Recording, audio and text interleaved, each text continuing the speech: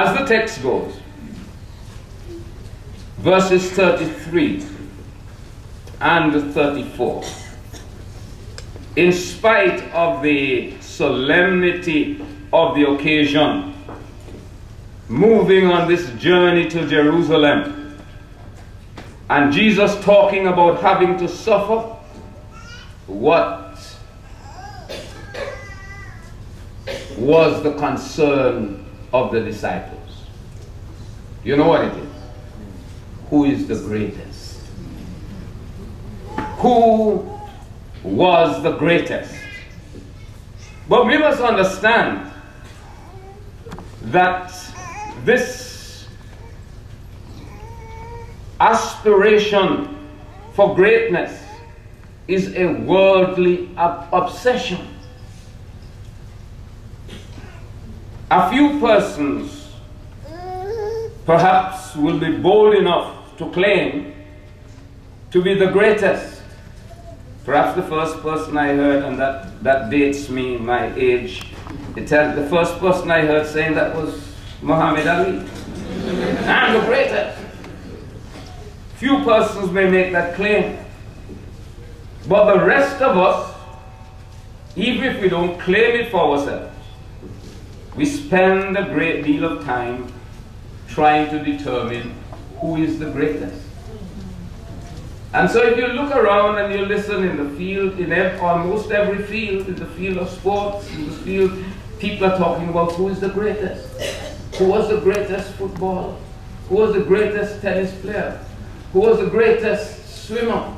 Who was the greatest whatever it is that concerns you? A great deal of time is spent with that kind of concern. Jesus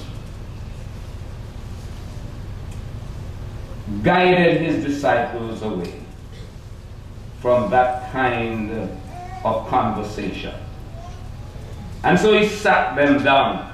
He sat down, for this was the posture of teaching, and summoned his disciples to his feet. He was trying to say to them, beware of the desire for supremacy, for it has no place in the church of Jesus Christ. It causes people to think more highly of themselves than they ought to think. And you know, the truth is, it is an old sin. As a matter of fact, it is a sin as old as the human race, because that kind of sin began in the Garden of Eden. When the tempter came and said, you know, if you eat this thing, you will be like gods, they were gone for it, because they wanted to be greater. They wanted to be the greatest. And so we have to be careful today, and I urge you to be careful too, about spending too much time making comparisons between people. You know, in a little while, you get a new priest. How does he match up with Father Anthony?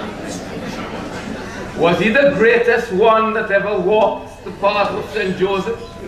He may have spent the longest time, but spending a long time don't mean you're necessarily great. But a lot of time is occupied in that kind of comparison. We must be aware of it. And sometimes when you've worked in a place, people come to you, I've heard it, and tell you what you deserve this, and you deserve more than that. All those are temptations to vanity. No garment is so graceful for a servant of God than the robe of humility. And so we must not let people confuse us by comparing us or telling us what we deserve. Let's leave all those matters in the hand of God, because it is God alone who is able to determine those things,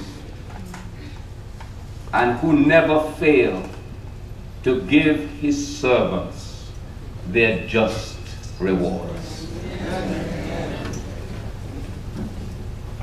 So as I think of this thought, and you notice I'm moving quickly because I don't want you to be sitting here all morning. I am capable to preach for an hour and a half, but with this kind of gathering, I have to restrain myself. And so if I invited you first to embrace suffering, my second charge to you is to banish selfish ambition. Banish selfish ambition. In your bulletin, in the Epistle of James, you see some strong words on that very same subject. But I'm not preaching about James today. So you can read it. But banish selfish ambition.